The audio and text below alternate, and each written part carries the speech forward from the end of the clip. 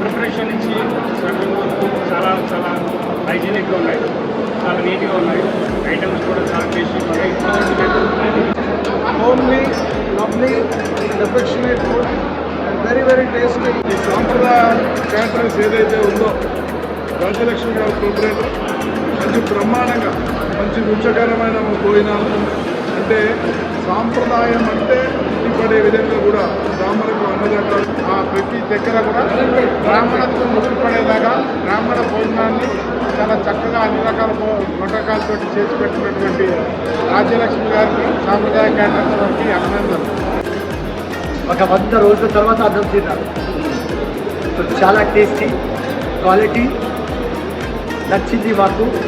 And సాంప్రదాయ కేటర్స్కి నా మనసు లోపల నుంచి థ్యాంక్ యూ చెప్తున్నాను.